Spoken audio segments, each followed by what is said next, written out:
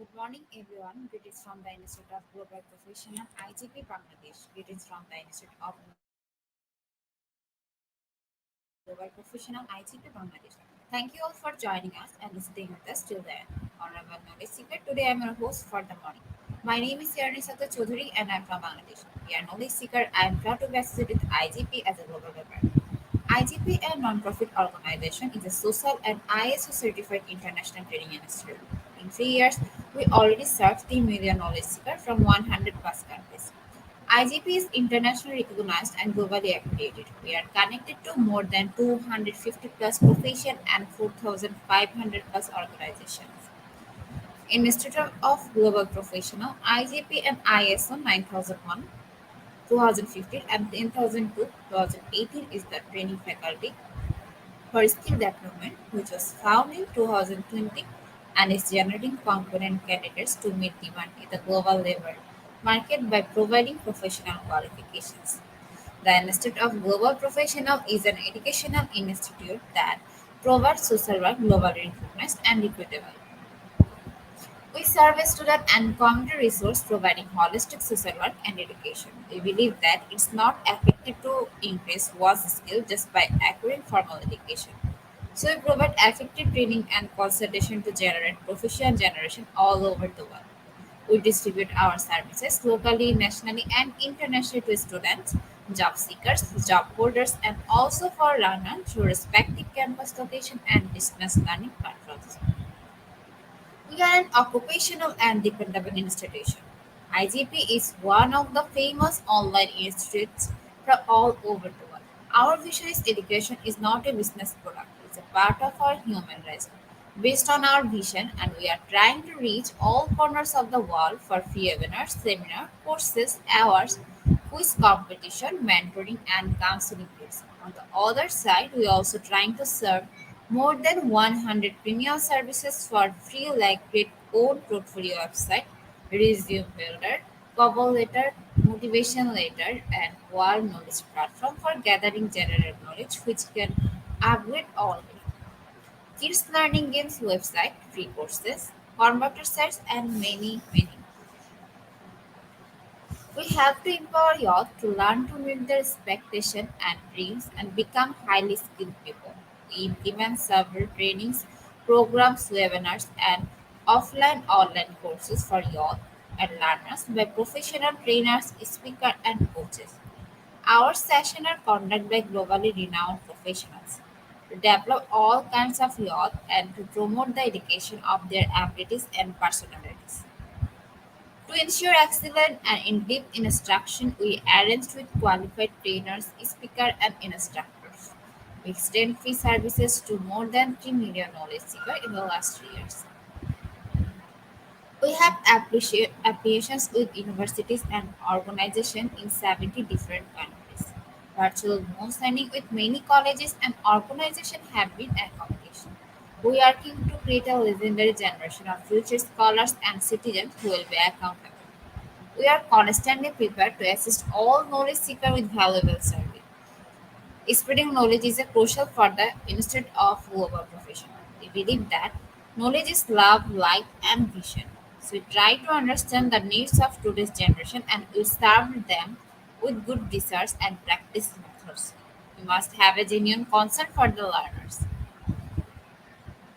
It will represent more diversity, growth, and innovation are required to lead a session with professionalism, passion, and integrity. IGP members are committed to offering effective, best quality service and continuous improvement so that individuals who seek information can improve their skill levels and value. Before we move to the next, let me remind you don't forget to share, tag, and mention your friends in the comment box. Let me remind you don't forget to tag, share, and mention your friends in the comment box. Your support is very valuable to us. Thank you. Moving to the next with your 1263 webinars successfully. Moving to the next with your continuous support, we already completed 1263 webinars successfully. Today at present we are going to start our 1264 and our program name is Quality Issues and Standards of Economy. The topic is classroom observation and its importance in teaching. The topic is classroom observation and its importance in teaching. Today we have our speaker. Our speaker name is Ma'am Jocelyn Tolenitino. She's from this to our ma'am. Want to share a very little about her speaker. She's a technology and livelihood education teacher, TLE, Dollars National High School, organized coordinator, Association of Easter John Mavini. Now, very important moment for me to invite our speaker to IGP with her presentation. Now, very important moment for me to invite our speaker to IGP with her presentation. Hello, ma'am. Hello. Hello. How are you, ma'am? I'm fine. Hello, and thank you so much for the introduction. Okay. Ma'am, please give some description about yourself. Then we can start. Okay. Thank you for this opportunity to speak again with the Institute of Global Professionals, or IGP. So once again, I will be your speaker for today's program. I am Josephine A. Tolentino. Again, I am speaking again live here in the municipality of Bagalang, province of Pampanga in the Philippines. Before I start, allow me to greet my fellow professionals and our dear audience a very pleasant day, good afternoon, good morning, good evening. I am currently teaching at Dolores National High School and I am handling technology and livelihood education, or TLE, for grade 8 dressmaking for the exploratory and grade 10 for the specialization animal production. And I am the music coordinator, organist, and then choir trainer of the Association of St. John Mary Vianney. So today, I am glad to share with you here the presentation of my topic, classroom observation and its importance in teaching. So for our objectives at the end of the lesson or the webinar, the audience are expected to understand the meaning of classroom observation, its purpose, types, and others. Appreciate the benefits of classroom observation. For our key points, define classroom observation, the importance and purpose of classroom observation, the types of classroom observation, rubrics used in classroom settings, the advantages and disadvantages of classroom observation. So let us have a little introduction. So we say class observation. So class observation is an important part of teaching. So it ensures that teachers are providing a satisfactory learning experience for the student and identifies weaknesses which can be shown up with adjustments and training. But this class observation is some kind of stress inducing, and not just for the teacher being observed, also for the observer. They they can be stressful for the observer too, as they try to ensure objectivity in their observations and deal with the bureaucracy involved. But may I ask, how do you feel every time that you will be having your classroom observation? You can write your answer on our comment box. Thank you. What is your usual reaction about classroom observation? Are you happy? Are you sad? Are you excited? So in this program, we'll explore both the positive, the negative aspects of classroom observation and suggest some ways of the process that can be made for easier for all involved. And of course, some tips to have a successful class observation. But before that, let us first define what is class observation. I'm sure most of us, everybody, is being observed.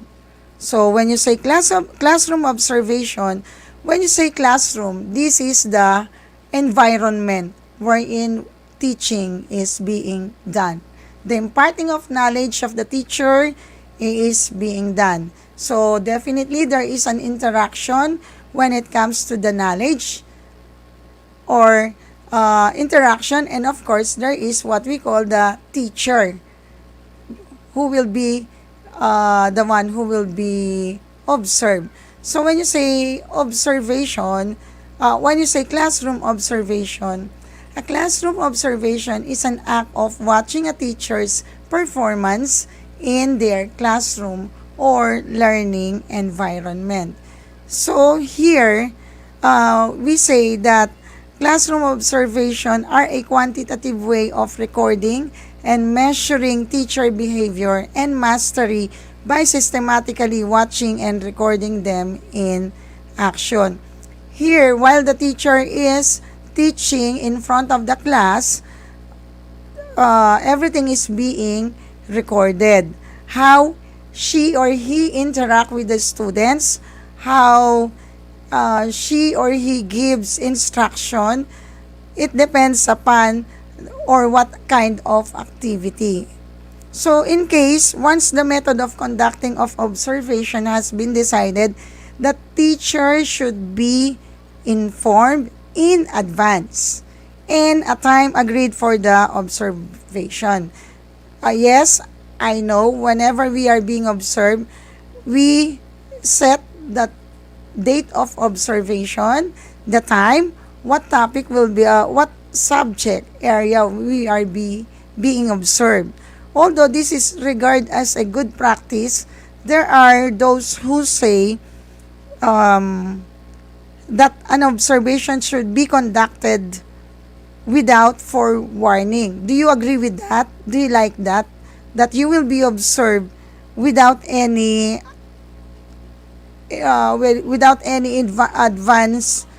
advance information that you will be observed. So this means that the teacher is seen in their natural state without much to prepare.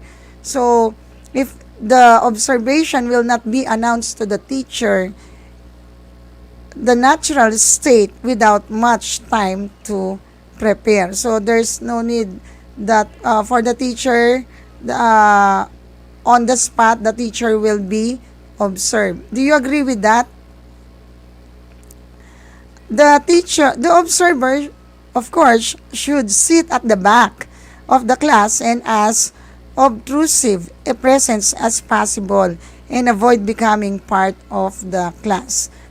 This really happens. So whenever there is class observation, the observer sits at the back. So, of course, after the class observation, there is what you call the feedback.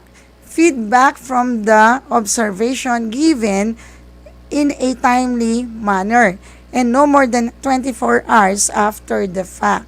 So this allows fresh recollection on the behalf of both teacher and the observer. So for the observer, it is nice that we can give or we can have the post conference after the class observation. At least there is still what we call fresh recollection through all the um, within fresh recollection of what happened during that observation. So that is how class observation or what happens during inside the classroom during the observation. So what is observation? We say, what is observation? The observation method is the most commonly used method, especially in studies relating to behavioral science. Observation is a scientific tool and the method of data collection of the researcher. It is also a process and occurrences without questioning or communicating with them. So this means that the teacher is being observed through the way she or he make an interaction to his or her pupils. The application of the lessons based from the objectives and the way he or she conducts activities based on her or his targets. So therefore, the teacher is being observed upon the process of the lesson. So what is the purpose of classroom observation? Why are we being observed inside the classroom? Okay. So, the primary purpose of a classroom observation will always be to ensure that student is learning effectively because our main focus in our task is to see that the students are learning effectively. Are they all learning during the class observation? So, to address the problem of the children not being able to read or write despite attending school, we need to take a target and system-focused approach to improving education. So, this is done by observing the teacher to ensure that they are providing the best possible learning environment and the lessons that are appropriate to the level of the students, of course. It should also check the teaching is centered around each and every pupil and that nobody is being left behind in the class. So this is very true. So in the classroom observation, it is not only the teacher who is our focus as the observer, but also the main focus here is to ensure that the student is learning effectively.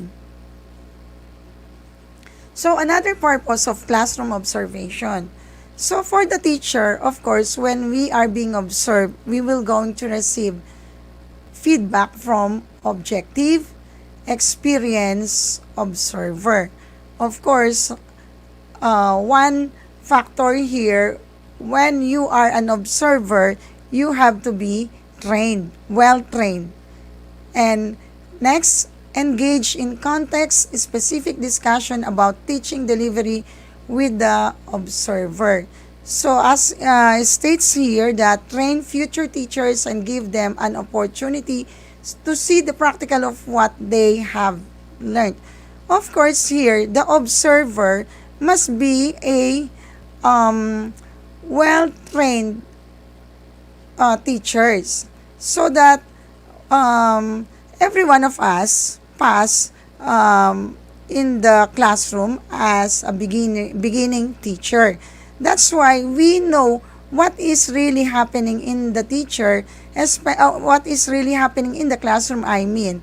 That's why we are what we call, if we are the observer, we know what we are after or we are looking. So, like this one, engage in context-specific discussion and teaching delivery with the observer, meaning that the observer will understand what the teacher is doing during the observation. And then, we have another one.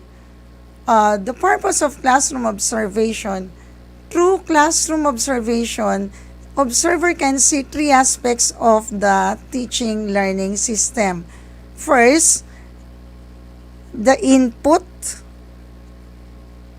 resources, teachers' interaction, competence, and then the learning outcome. So, in this way, this is how teacher impart their knowledge or the methods on how they teach. What will be the application or the method that is being used for this teachers' interactions and competence. This is the way we make our communication to our students, learners, especially when we instruct them, give them the direction, and of course, the communication skill here is being seen, is very important. How will the teacher will communicate to the learners? And for the learning outcome, during the observation, the learning outcome is very important too.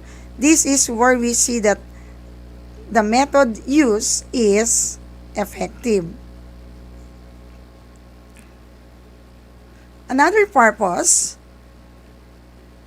through classroom observation, observer can see three aspects of the teaching learning system. Observation can and should provide insights into the strengths and weaknesses of a teacher's practice and help identify training needs to bring out the full potential of both teacher and student. So this is the part wherein the teacher is being provided with the strength and weaknesses, so depends upon the observer. So observation, through the feedback that the observer will mention based on the teacher, how the teacher teach, the teacher can improve the weaknesses. So in our case, the classroom observation tools, there is what we call the part there wherein the observer will write all the strengths and then the weaknesses, and then during the post-conference, it will be discussed to the teacher. And because this is very important, it makes the classroom observation becomes real. And the question is, why do we need teacher observation? As a teacher, do we really need teacher observation? Do we really need to be observed? You can write your answer in our comment box, yes or no, and why. Who says why? Oh, who says yes? Who says no? So why do we need teacher observation? First, to address the problem of the children not being able to read or write despite attending school, we need to take a targeted and systems focused approach to improving education. So therefore, for making teaching and learning more valuable and visible, classroom observation plays a vital role. And next, it provides teachers with constructive and honest feedback to improve their classroom management and helps them improve the interaction between learners and teachers. Do we receive feedback after the observation? Who among us receive feedback? Such feedback from the classroom observation is an effective way of providing teachers the information they might need their classroom behavior. When we are inside the classroom during the observation, we are always waiting for the feedback from our class. The way they will going to respond, the way they will going to reply to the activities, to the direction, those are what we call a very nice feedback, a classroom behavior. But this sometimes change. Observation in education also helps improving the way of teaching and helps students learn with more clarity. So, we can make a clarification when it comes to the students so that they will be more, so that the observation will become more effective. And there is what we call learning. So, observation is the active acquisition of information from a primary source. We observe the people, learn from more about them. So, here, observation is a central part of any good educational system. Actually, it is not only in education, but it is in also other professions that we can have our observation. Each professions are also being they are also being observed. It depends upon their the management. How will they do it? So, what are the elements of a good classroom observation? A good classroom observation will contain most or all of the following elements. First, a stated purpose for the observation. So, the goal of observation and documenting it is to measure children's development and ability to master over a period of time, identifying and documenting children's issues and understanding areas of need or concern. So, watching for possible causes or difficult behaviors, providing information to share it with parents. That is one elements of classroom observation. Next, a specific observational focus. A focus observation is undertaken with the intention of observing a child to assess their current attainment. When we say current, it is the present. And of course, if you have seen what is their reaction and plan for the next step within their development. This is the time that if you will observe and focus to their needs, and then the next step is that you can plan what will be the development, what you can do with that. That's why there is a classroom observation. And then third one, operational definitions of all observed behavior. Operational definitions of all of all the observed behavior.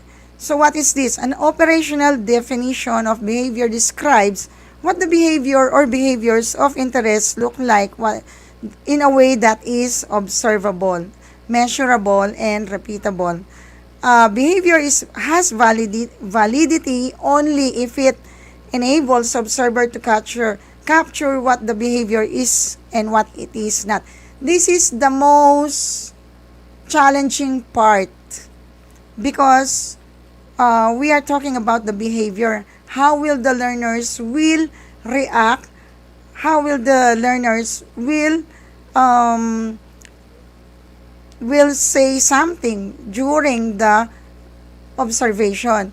Because our attitude is during the classroom observation is kind little different from our from our everyday teaching, because here we are trying to do our best, our very best, and of course we are always thinking how are or asking how are the students will going to react in this observation. So this is the most challenging part because it is valid only if it is enable observer to capture what the behavior is and what it is not. When students or when learners will be is will react to the questions that being asked. Therefore, the observation is what the behavior is what we call valid. So once that we were able to capture the students attention, that is valid. But if not, what the behavior is and what it is not. So there are times that when during the classroom observations, students are most of them shy, hesitant to answer.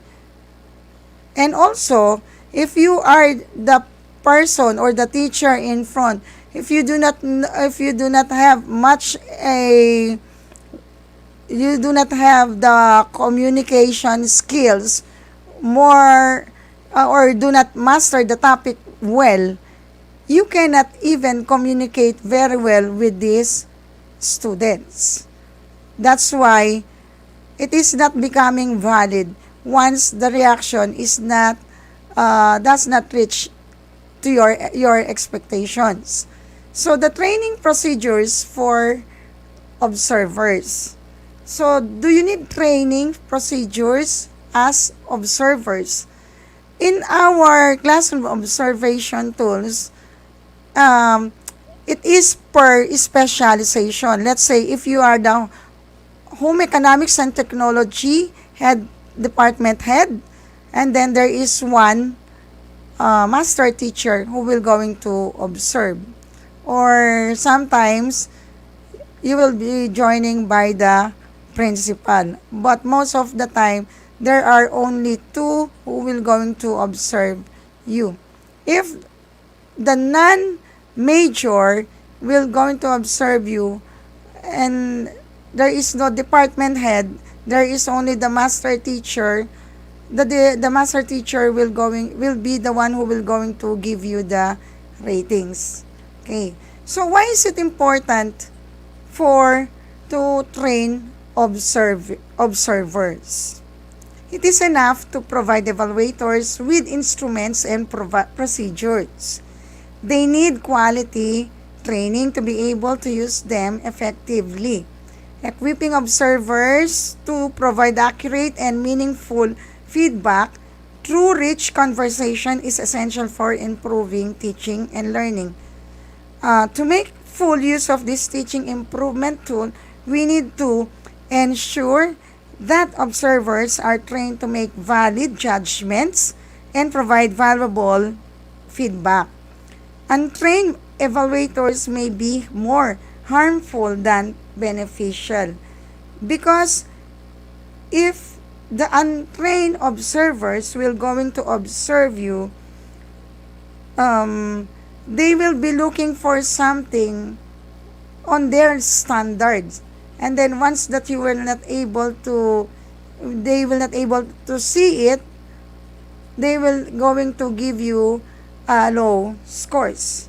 So this is the most problem before when the classroom observation, as I have observed that during that time they observe the teacher, and then some of the tools are not quite elaborate, but then they found out they gave a special training for the observers. The elements of a classroom observation. So, an observation schedules. Of course, if we will going to have our classroom observation, we need to have schedule. We need to have a set schedule before the date. We need to be informed. A setting, where are we going to do the observation? What class? A unit of time? How much is the time spent? A method to record the data, and a method to process and analyze data. So, when you say an observation schedule, you need to have schedule so that the teacher can plan well. Once that you will going to just tell the teacher that she will be observed today without any plan, of course, there will be more errors to be found. Because when you say observation, you are showing your best. You are trying to show that the observer that you are good and you master your topic well. But if the schedule is not being, if the observation was not scheduled, it was just on the spot schedule, on the spot, thing there is that it will not become effective. So there is what we call a setting. Of course, when there is a classroom observation, you need to prepare your classroom.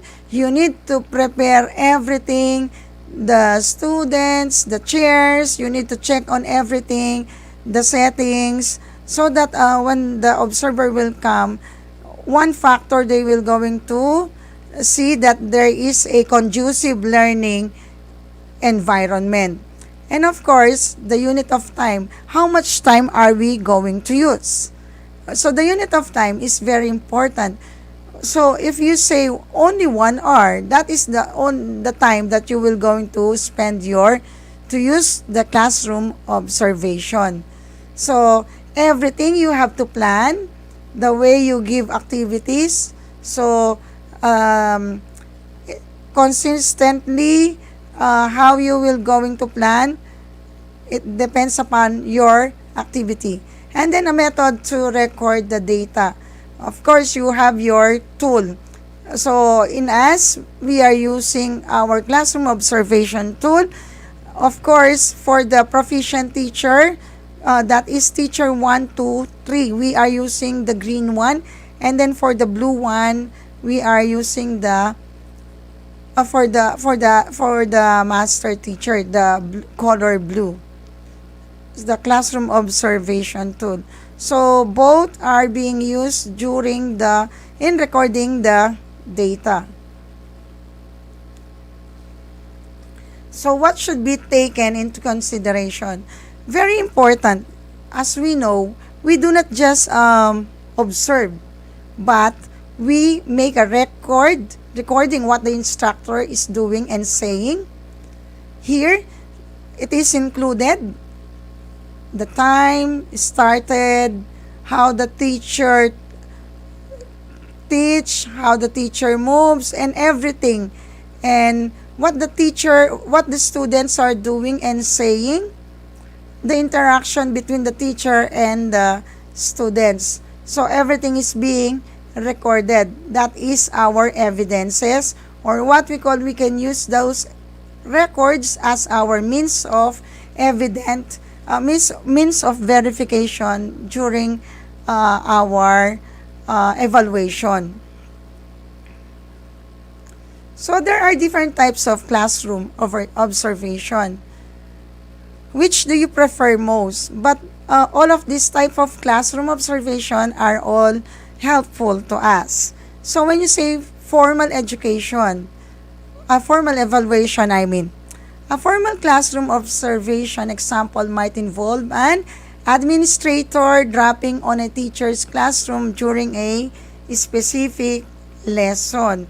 So normal observations are generally done. Before it was 4 times a year, but now twice a year, but may be done more often. It depends. For some teachers, this type of evaluation is when they thrive. For others, this type of evaluation can be stressful and intimidating, especially when things don't go as planned. Of course, this is really true. And for this one, peer-to-peer observation. So this can be excellent tool for teachers to learn from and support each other, but not to make gossips and critics. So here, the teaching methods, student interactions, instructional technique, and then the classroom management. So based from your peer or your co-teachers. Okay? And then collaborative coaching. Classroom observation may also be done by instructional experts with the intent of supporting teachers in improving their practice and growing in their career. But today, these observations may occur asynchronously rather than a coach sitting on a classroom watching a teacher deliver a lesson. Is that correct? Before, this was during the pandemic. This happens during the pandemic. It is what we call asynchronous. We can make a video. We will going to record the way how we teach using a professional learning and management system. A teacher can record lesson or part of lesson using their phone and share it with their coach. And then the coach then at their convenience watch the video and provide specific time stop feedback observation. This is what happens during the pandemic. And today, it depends upon, since that we are already in the face-to-face class, we will be using our classroom since we are in our face-to-face. So what are the advantages and disadvantages of classroom observation? Do they have disadvantages? Let me start first with the advantages. Excuse. Of course, when we observe, we can provide additional information. They can provide additional information. To the observer, we can get something. We can have information on how they teach with regards to the subject matter. Next, they can provide instant feedback. Okay.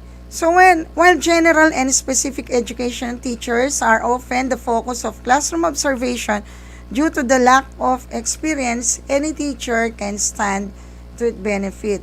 So when a trained evaluator observes a teacher in action, his insights and perspective are valuable, of course.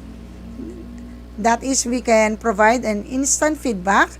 Then they can create a culture of improvement. Teachers will know that they are progressing in their careers, honing their skills so that they can get better, and that can only fuel performance effectiveness. Very nice. When you say advantages, they are all in the good. Next, they can provide the teacher with a different set of experiences. So even we are all teachers, we have a different experiences. Am I right?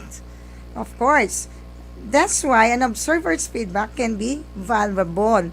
If done correctly, an observation can be a great learning for the students and the teacher and the evaluator. So, I will go back to this one. So, next, they can provide greater insights to the students. So, maybe your most engaged in students is actually exhibiting anxiety and you've never noticed because she seems so animated when you're there. Or that child keeps rebelling, may have oppositional defiant disorder and needs a specialist help. So, I will, as I mentioned, I will go back here to the observer. They can provide a teacher with a different set of uh, they can as a teacher they can provide they can as an observer they can provide a teacher with a different sets of experiences. So if you are a well trained observer or teacher, you can give more examples to your to the teacher because you know how were you able to conquer all the experiences. So now, let us move to the disadvantages. Okay, number one, does classroom observation will give you stress? Who says yes? You can write your answer on the comment box. Of course, stress is number one when we know when we will be observed. So, as we mentioned here, so why stress? Because there will be a lot of preparation. What will be the how will you going to deliver the topic? What there are so many whats? What if the student will not going to reply? What if like this and like that? So many things that you will be asking in your mind, and then that will cause stress. So you need, because you want to make your best, to be on your best, to be on your way, that once that you will be observed, everything will be fine. So the teacher probably hates the idea of being observed in an environment which they regard as being their own. If we cannot sometimes during the observation, we cannot even choose the section that we would like to do the observation. And then once the students, there are students who we can say do not are not active, and then you were scheduled on their class. Therefore, this one will add to your stress. Okay, disruption. What is disruption? Classroom observation can be disruption. Am I right? There's no denying when when a head teacher sits in on a class, it can change the atmosphere of a class.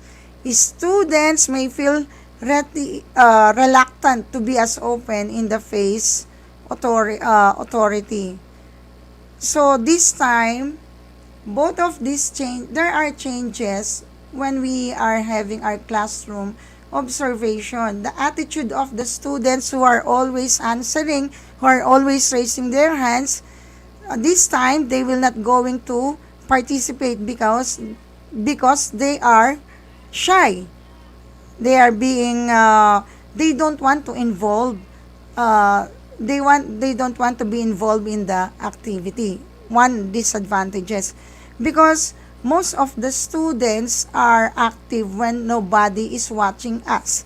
Like us teacher, if nobody is watching us, we know that, but we know what we are doing is correct, we are very much comfortable. But if there are people or observer watching us, that is the time that we need to make adjustments. Of course, that is one requirement. So bias and objectivity, it's hard to overcome our bias. Why is bias? Bias and subjectivity or objectivity.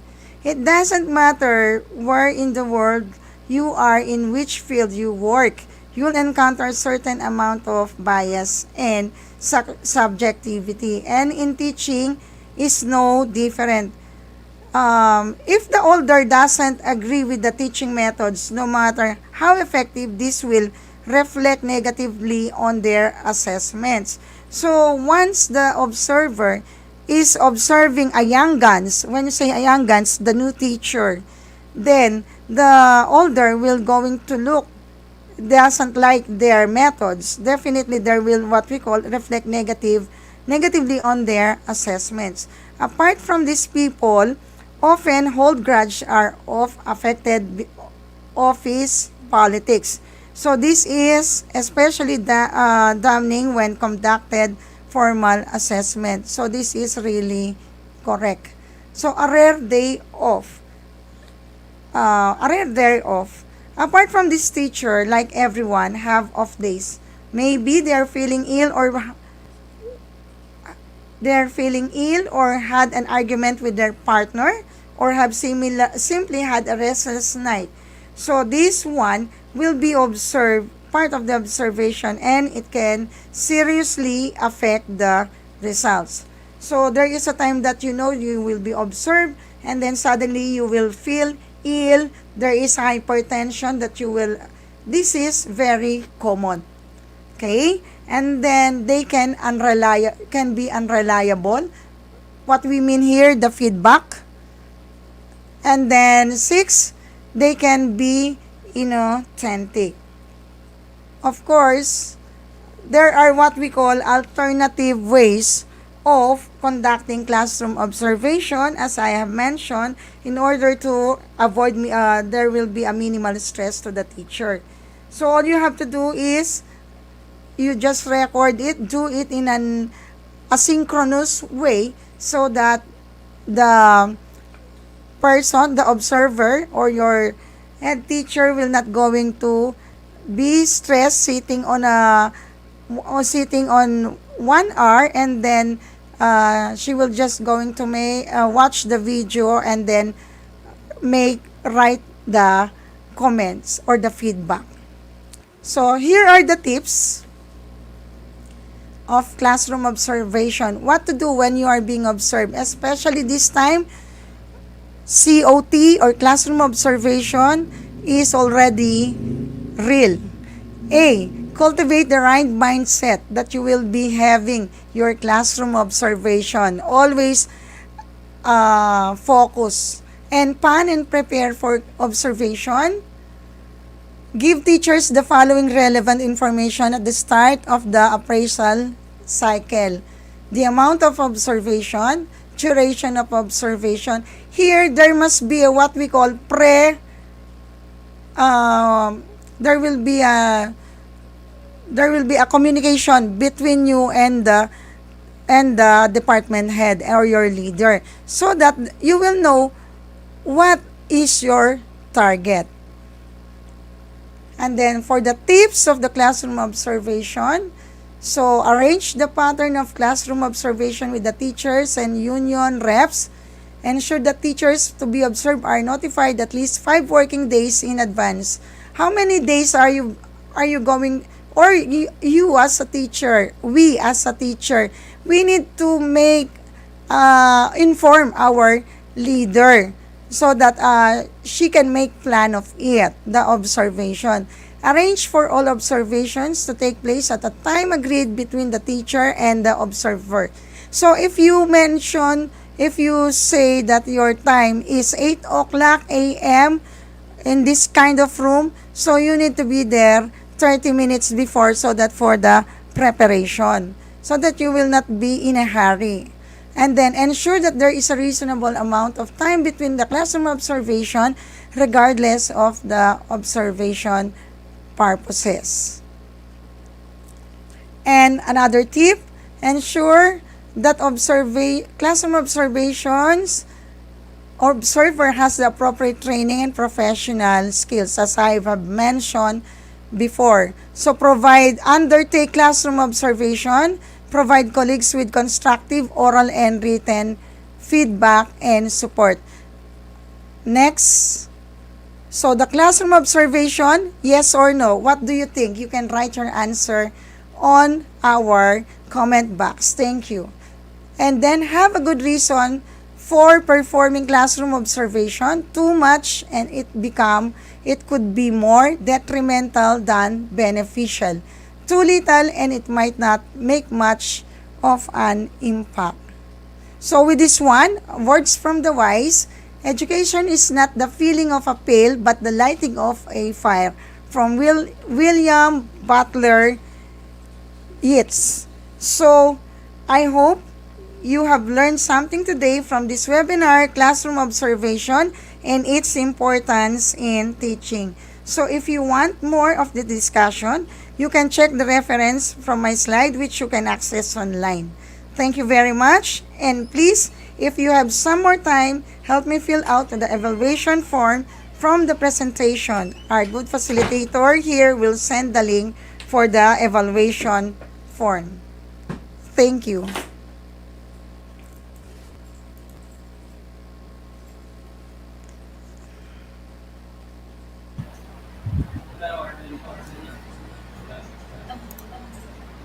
Thank you so much, ma'am, for your rich presentation, which can impact our knowledge of the sugar. After your presentation, I have found understanding something new, which is the artificial connectivity to the IGs. Once again, thank you so much, ma'am, for your presentation. Welcome. Ma'am, thank you for our question answer session. It is one more valuable part of our regular activity. Honorable ma'am, please stay with us. After a short video, we'll be back in our session part 2, which is the question answer part. Okay, ma'am? Okay.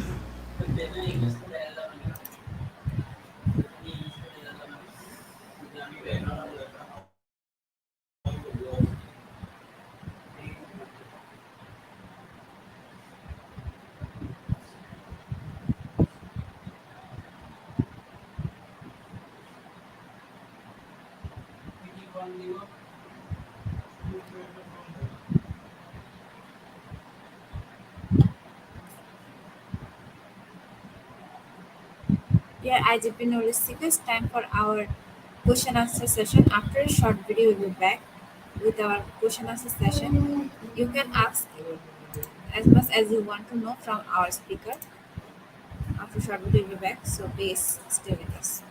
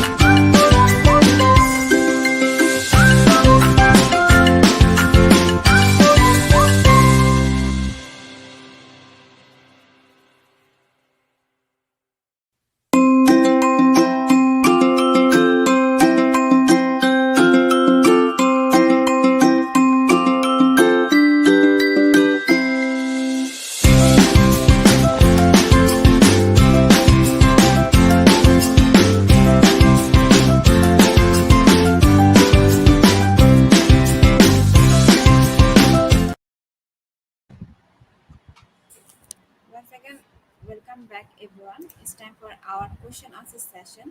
Dear IGP Knowledge Seeker, please ask your question in the comment box as much as you want to know from our speaker. Thank you. After question answer, we have webinar certification and online quiz competition.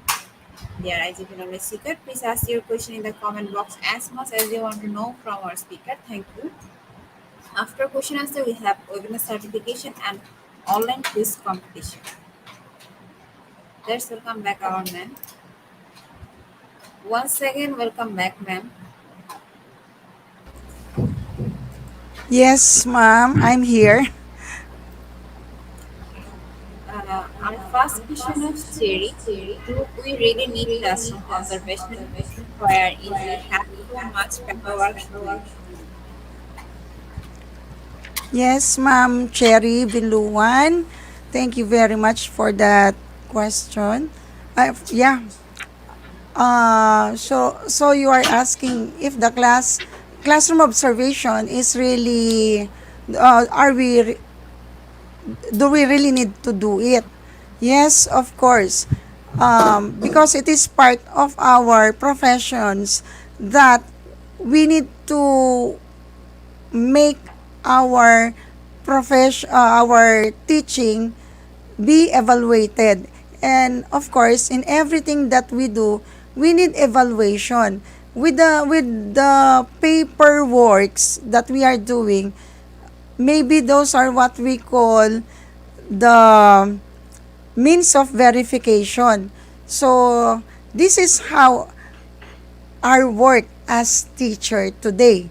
And since that we are doing our paperworks, we need to we are doing these paperworks in order for we comply with what they ask to us, especially once that we make our classroom observation. We need to make the means of verification so that the classroom observation will become real. And then, for the classroom observation, this will help us a lot, especially our fellow teachers, in order to improve our teachings. Yes, isn't it? We need to have our education. Our education did not stop only when we graduated our college. So we need to continue it. There is what we call the continuous professional development. So as teacher, we need also to improve our methods. So our methods before will not be the same with the methods that we are doing now. And then of course, our students, maybe we do not just stick on only one grade level. We change, we transfer from another grade level. That's why we need to make adaptation. So from the classroom observation, we can make adjustments and we can improve our work as a teacher. Thank you, ma'am. Thank you, ma'am, for the answer. Okay. The next question from Sari Vidyan. What specific teaching strategies the teachers use to engage students during the lesson? Okay, what specific teaching strategies that the teacher used to engage students during the lesson? Let them participate. Ask them questions, and then if you are asking them questions, try to make the questions that is being asked more specific, and then the question must be understood by everyone. This is why we can use our mother tongue. So the mother tongue will going to unlock the difficulties of every students. But not everybody, but not most of the time that you will be using that mother tongue. Sir?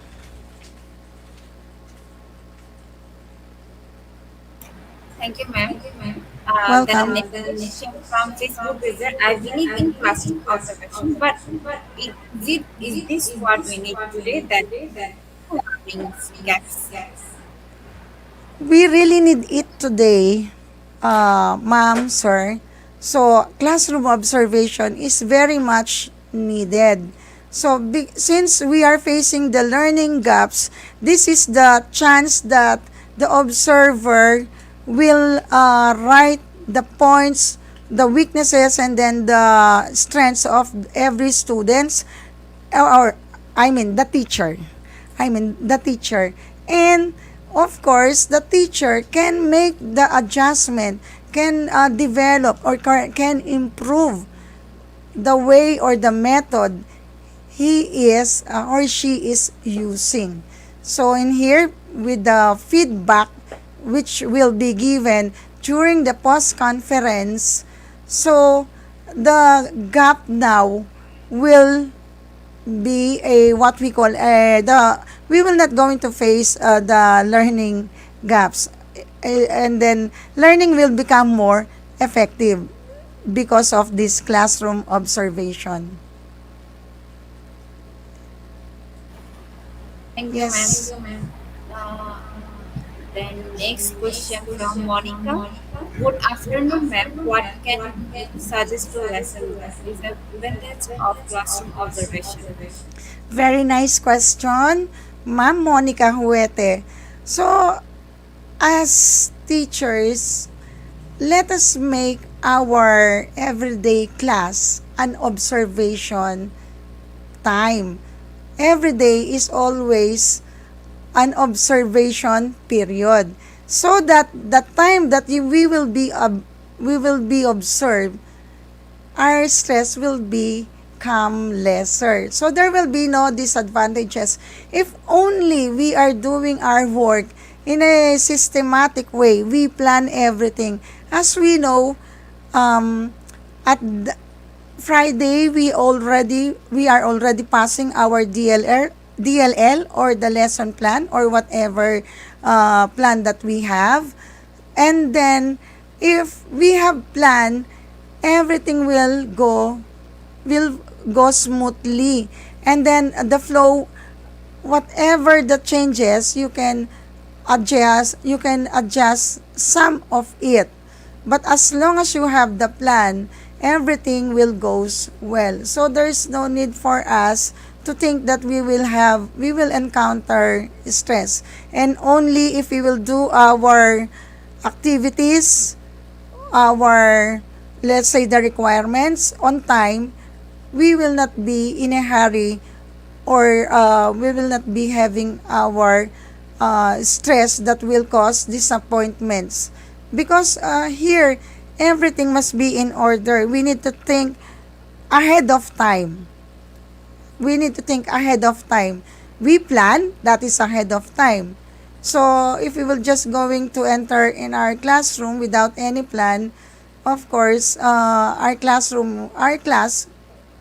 is not quite, will not give us a very good answer to what we are looking for. Yes, ma'am.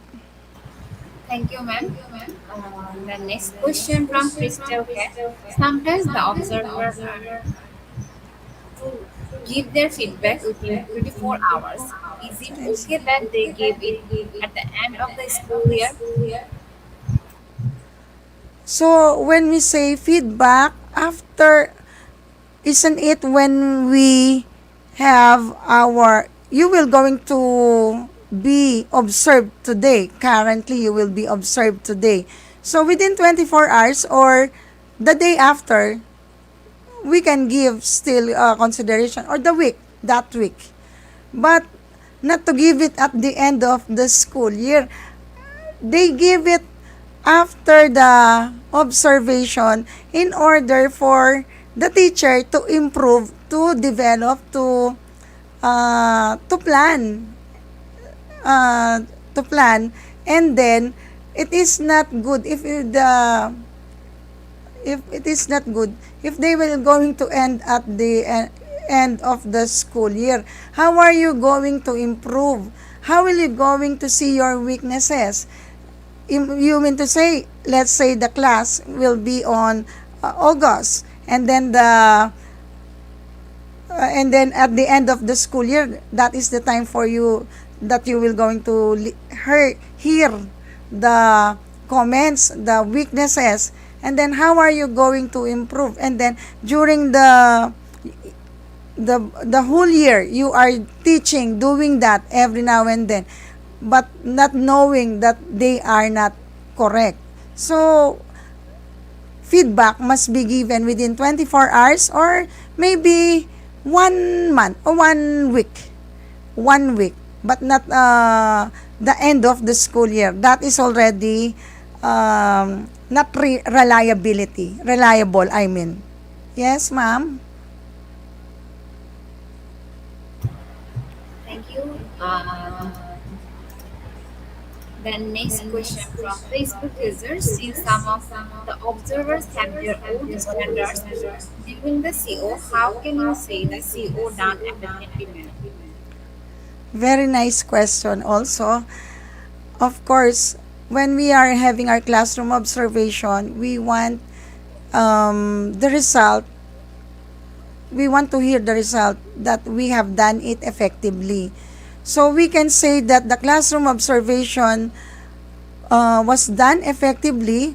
One, we have our department leader will going to give the conversation, the communication with us with regards how we've done during the classroom observation. Now, how is it effective? How can we say it is effective? So, you have reached all the target, you have reached all the objective, you have reached what you have reached everything there, and then the leader or the department head is satisfied and very nice. You will receive a very nice feedback, written feedback in your CO or classroom observation. But to the observer, when they give, this is one thing that we observe, to the observer, when they give a comments, they have a very nice comments, and then after that you will see your grades, it is in the lower portion. So meaning to say, those things, if the leader will give a comment, a very nice thoughts of you, and then you will find out that you have a lower grade, it is not validity. Once we can say it is validity, it is effective once the comments, the suggestions, and then the grades are in the jive together. That is what we call effective, and that depends upon your agreements with your department head. Thank you, ma'am. Okay, thank you, ma'am. There's next question from Love Haya. Do you really need to present to our students the lesson objectives? Yes, of course. At the beginning of the lesson, we need to, okay, our lesson for today is like this, and then you have to show, to mention the objective. What is our target? And then at the end of the lesson, have we defined like this? Have we reached the target? Have we reached our objective? If yes, that is effective during observation. Before, it was not being mentioned in the traditional method. It was not mentioned, the objective. It is just being written in the book. But now, as a participant or teacher, we need to present every now and then our objective. You have to tell your students what are we doing here? What is the purpose here? What is our objective in this lesson? Okay? So that they will be aware, what are we doing in this classroom? Thank you, ma'am. Thank you, ma'am. The next question from Kylie. What would you do as a teacher if there is no feedback given to you after the observation? Oh, nice. I think once that you will be an observer. You will be asking your department head that you will be having your observation period. Of course, what we are after here, there is the feedback. So your question, you are asking me if there is no question.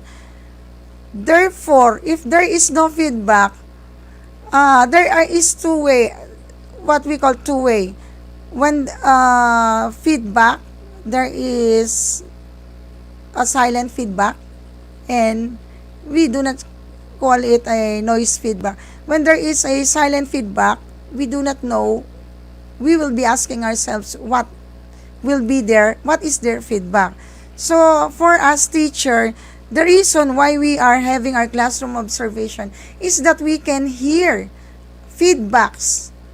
What can they suggest? What is our strength and weaknesses? What is our strength? What should be developed? What should be improved? That's why we are doing this observation. So when there is no feedback, meaning maybe the observer is not listening. Am I right? Ma'am, there Yes, is ma'am. a more question. Do you want to answer this question? Yes, ma'am. Yes, ma'am. Since this is education, and then because we are all being observed. Okay, until I will say no. Okay, ma'am. Then next question from Tommy. Good day, everyone. Good afternoon, ma'am. How is classroom observation done in the new normal? How effective are surprise classroom observation? Good afternoon, sir. How is classroom observation done today? In the new normal, it is done face-to-face class. Okay? So, since we are already in the present, current, we are doing the observation. There is the class, the students in front of us, and then we are all in front of them. And how effective are surprise classroom observation? If the teacher is doing well every day, definitely he or she will not be surprised when you say classroom observation. It will just look normal to him or her.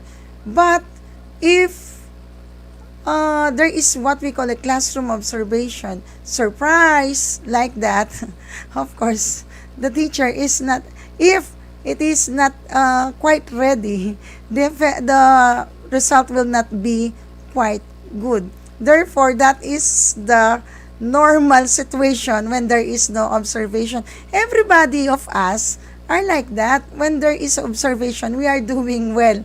And but we say we are always doing well.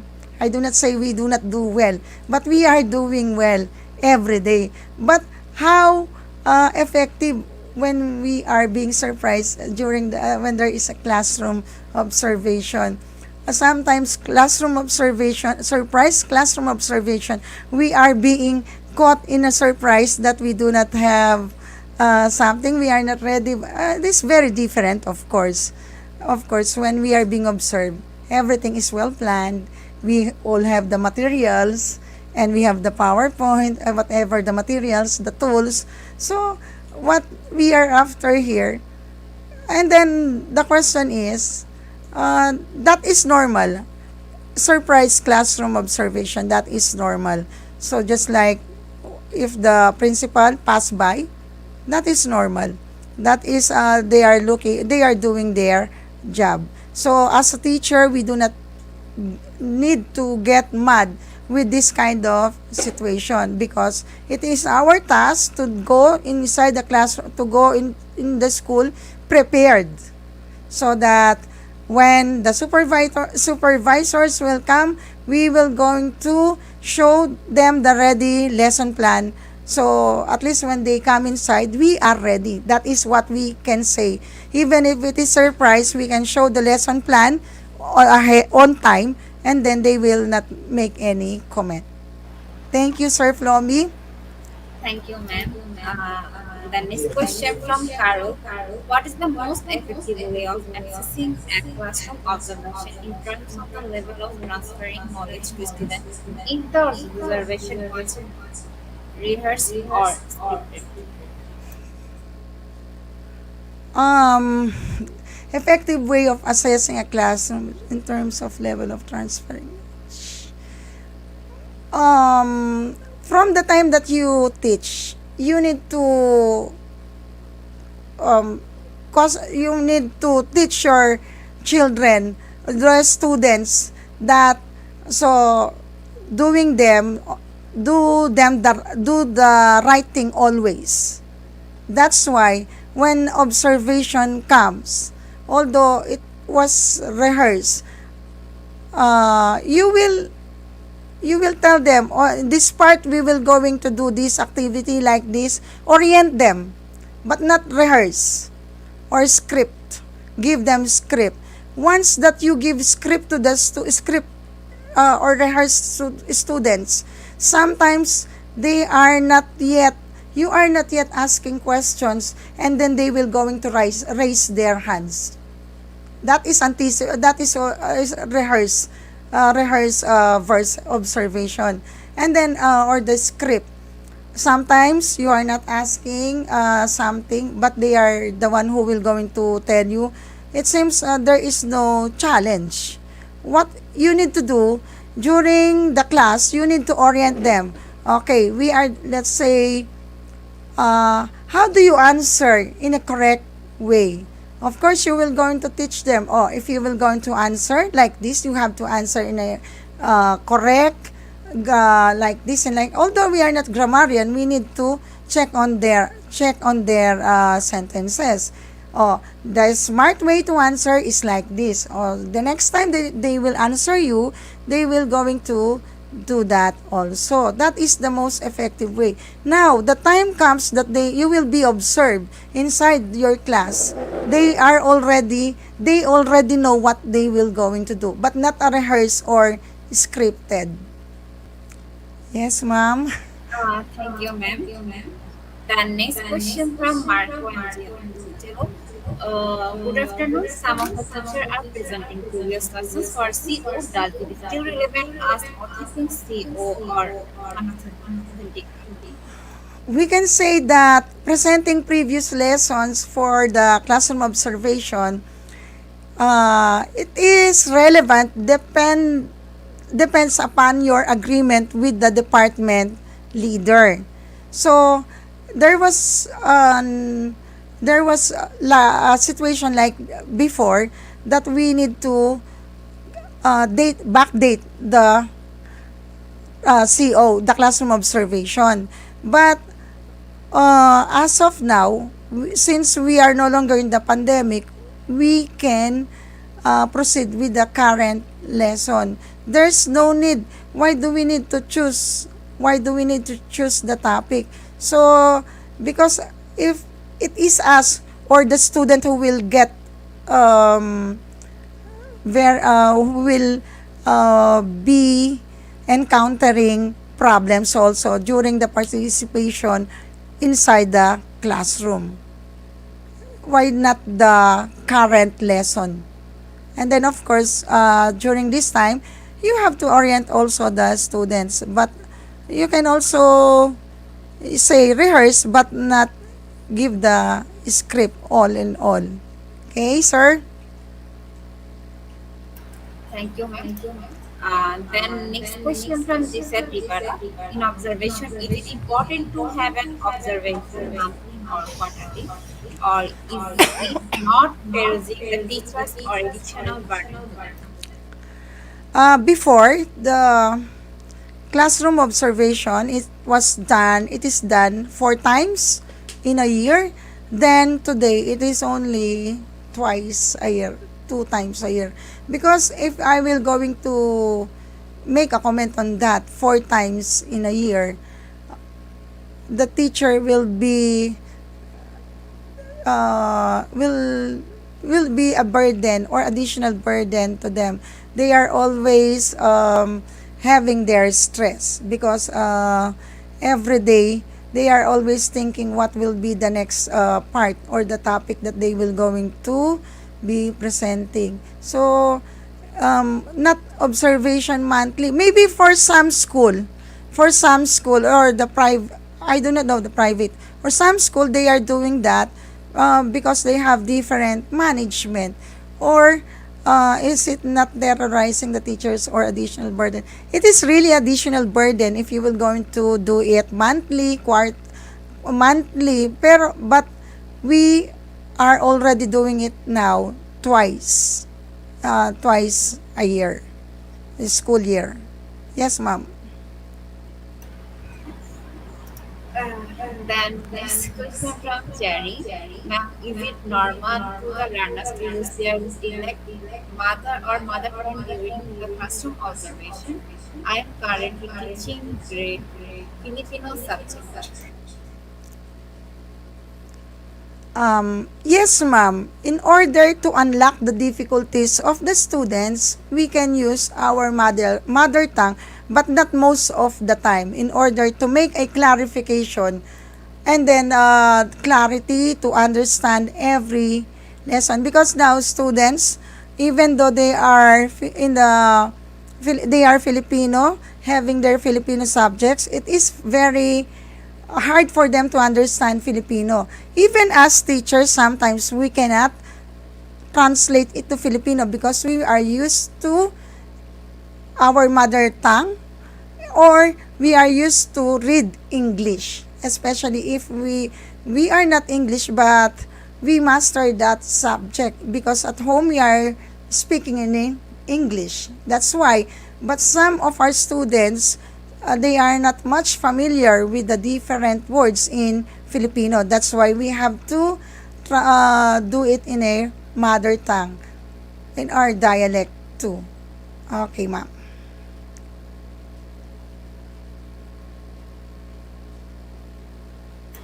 Ma'am, I think we covered most of the question. Yes, ma'am. There is a lot of question. I think covered all most of the question.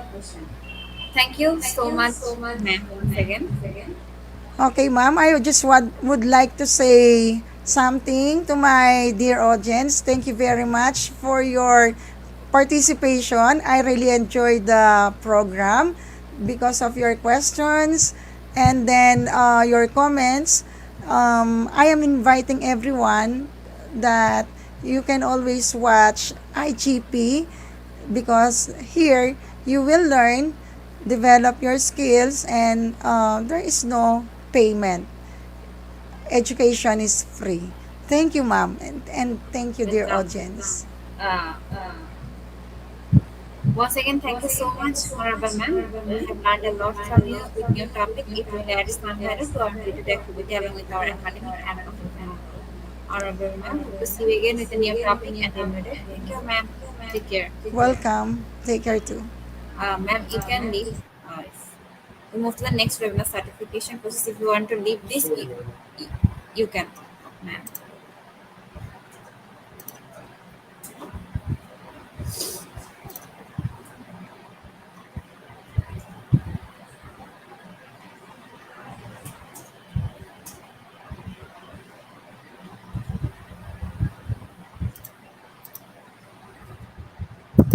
Dear IGP knowledge seeker, it's time for our certification process. After a short video, we'll be back with our certification process. So please stay with us and enjoy our session.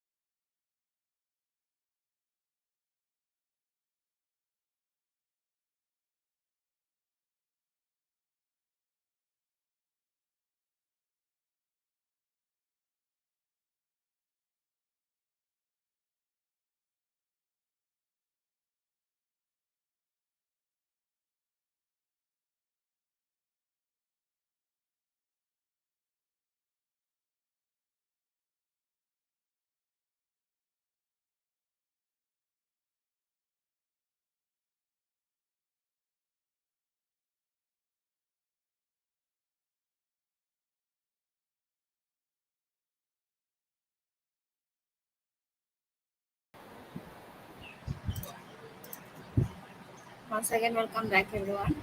Dear IGP knowledge seekers, now it's time for our certification process. Dear IGP knowledge seeker, we are sorry. We can't share our certification code. We share our for our, some technical problem. We share our certificate code in a short time. Thank you. Dear IGP knowledge seeker, today some of our technical problem. We cannot share our certificate code. We share our certificate code in a short time. Thank you. Dear IGP knowledge seeker, today for our some technical problem, we cannot share our today's certification code. After a short, we share our code in a short time. Thank you everyone. Dear IGP knowledge seekers, time for our quiz session. After a short video, we'll start our quiz session. To join our quiz session, please follow my instruction carefully. Dear IGP knowledge seeker,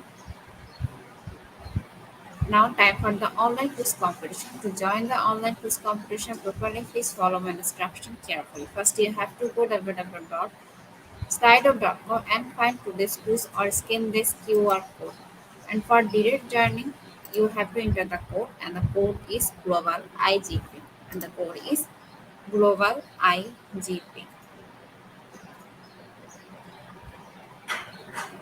And don't forget to mention your friends to join our quiz session.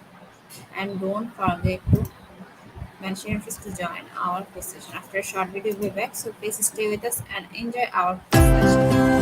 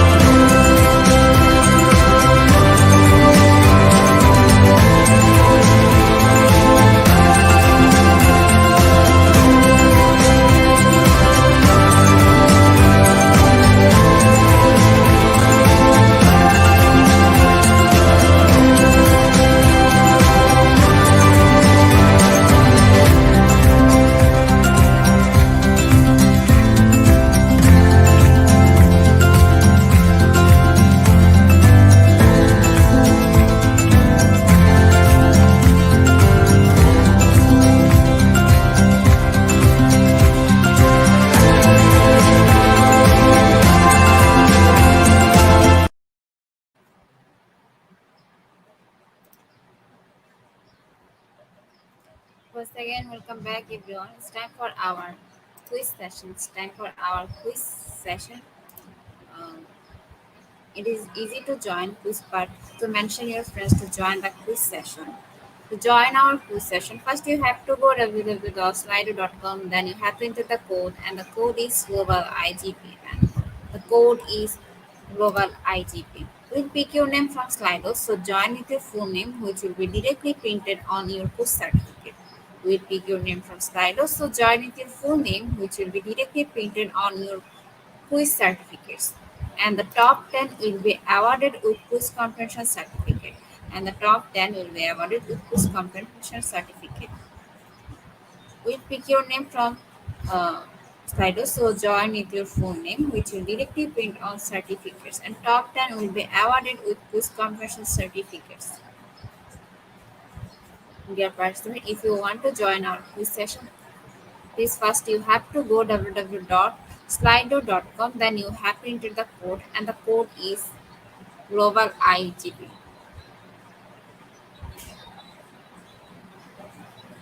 Our most engaging part is quiz competition. If you want to join our Quiz competition. First, you have to go to www.slido.com. Then you have to enter the code, and the code is global IGP. It is easy to join quiz part, so mention your friends to join our quiz competition. We have already 45 people with us. After some later, we start our quiz session, so please everyone join and enjoy our quiz session.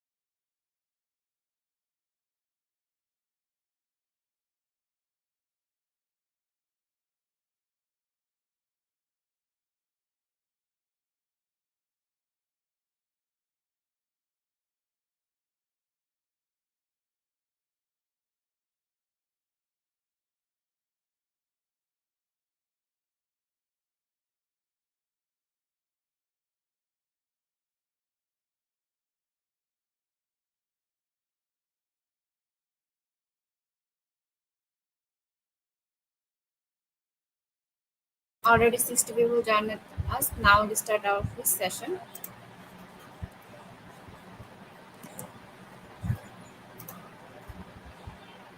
Our first question is the importance of curriculum in the system of education is just like a option one constitution in a country, second option provision of latest knowledge.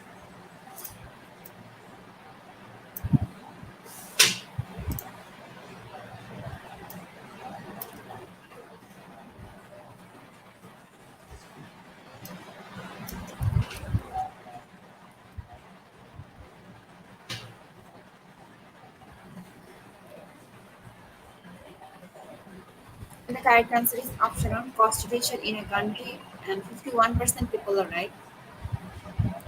In the total group, we can see the Dr. Albert P. Market is our first one, and second position have Tashi Rakhtar, in third position have Charlie. Move to our next question, and the question is what does a teacher not need to evaluate in the classroom? Option one learning outcome, second option components of the curriculum.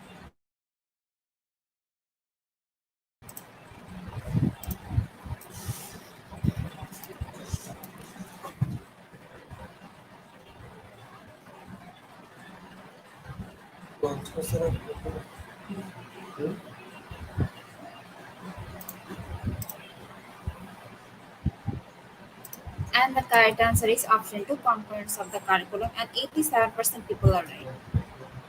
Move to our next question. And the question is suggests Korea gives news importance to the classroom in order to make students feel happy, relaxed, and self-reliant. Option one true. Second option is false.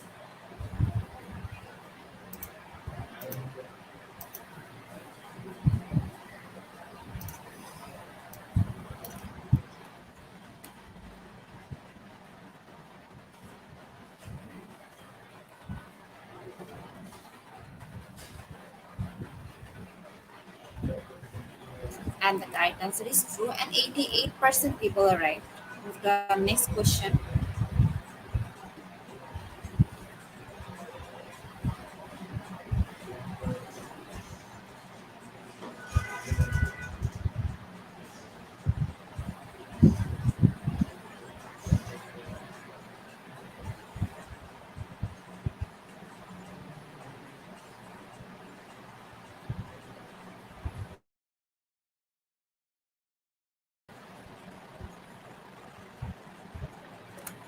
And the correct answer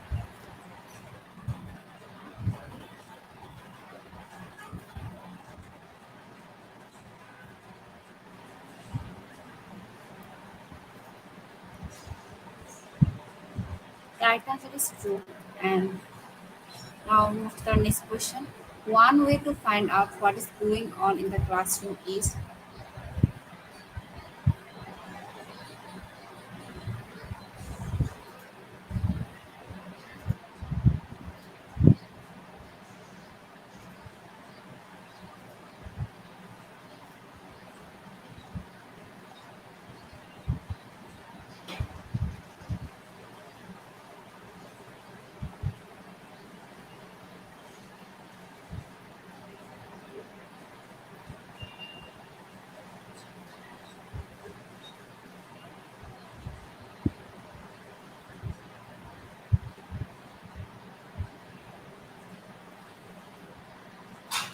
and the correct answer is observation, and 100% people are right. Um,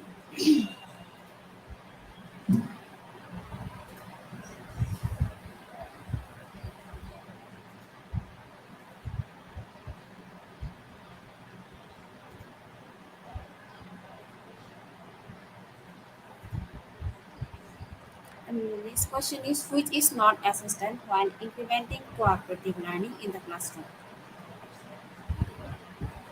Option one is creative or supportive environments. Second option, round tables.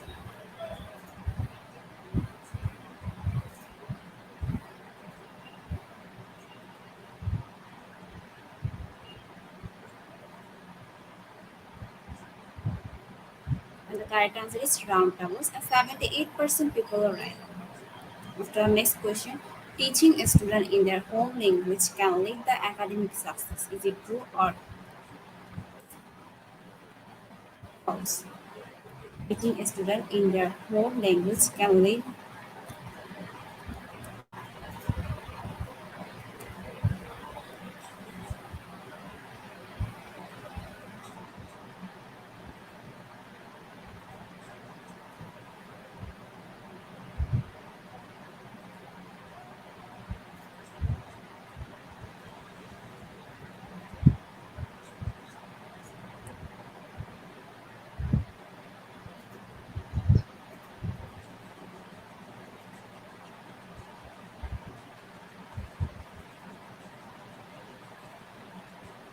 The correct answer is true.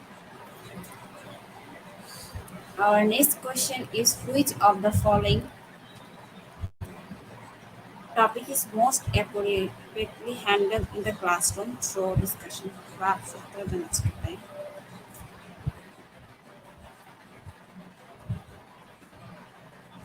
Option one, what is the procedure for making a bed while a sick person is in it? Option one is. Option two is, where are the relatives met? Practice of renting or buying a house.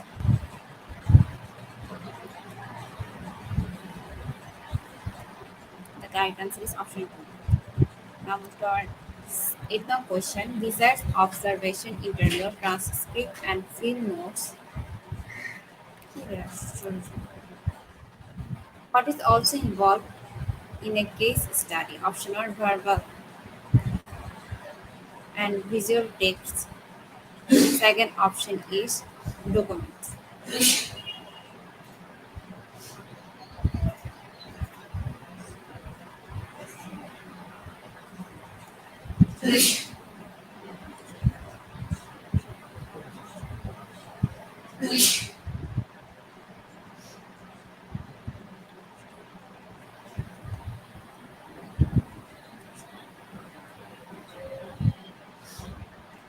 The correct answer is option two, documents, and 48% people are right. From this question, these type of aids, together with the audio visual aids, are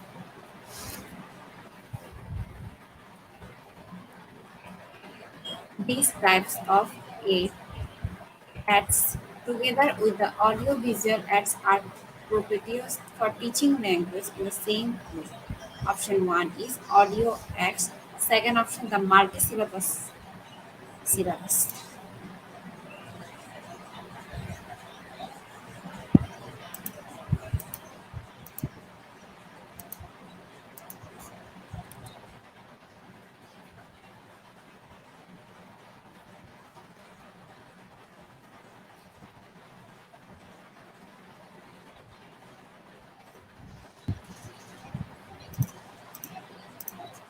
And the correct answer is option 1. After our last and final question, University of Education was established in 2002 and 2003.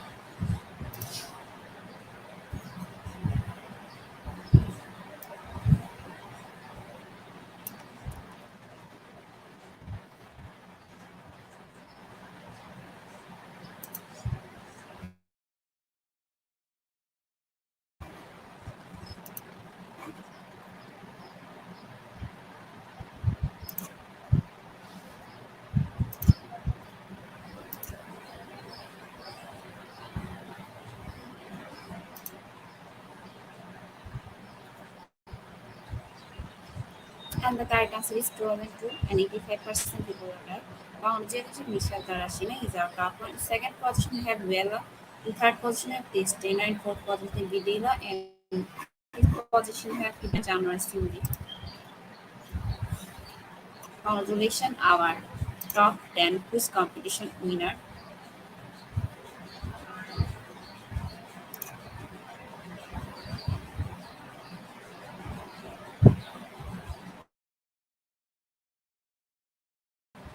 Quiz competition winner, we have all of your name which you entered during joining. We pick your name from Slido and paper certificate and we'll post them on our Facebook official page.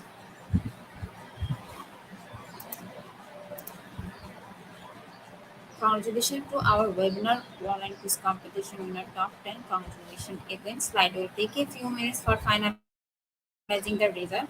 And after that, we will show our online quiz competition certificate on our Facebook official page and group. Our Facebook page and group name is Institution of Global Professional. Institution of Global Professional.